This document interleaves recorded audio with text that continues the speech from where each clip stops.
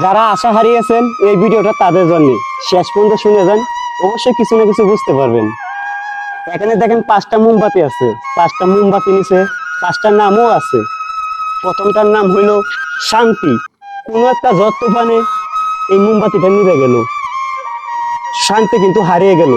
তারপর ভরসা বলতেছে যেখানে শান্তি নাই সেখানে ভরসা থেকে কি হবে, তাহলে আমিও নিভে যাই। তারপর বিশ্বাস বলতেছে যেখানে শান্তি নাই, ভরসা নাই, সেখানে আমার টাকার কোনো মূল্যই নাই, তখন বিশ্বাসে কোনো মূল্যই নাই, তাহলে আমি আর তাকে কি করব, তাহলে আমিও নিভে যাই।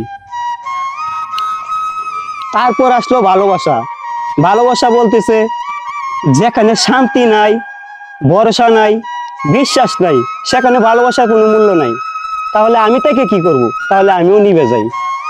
তখন ভালোবাসাও নিভে গেল। তারপর আসলো আশা। আশা কিন্তু ধৈর্য হারায় নাই, টিকে এইভাবে বসে আছে কোনো না কোনো সফলতার আশা। তখন হঠাৎ করে একজন লোক আসলো, আয়সা দেখে একটা বাতি জ্বলতেছে কিন্তু 4টে বাতি নিভাইল। তারপর লোকটি ঠিক এইভাবে 4টা বাতি জ্বালিয়ে দিল।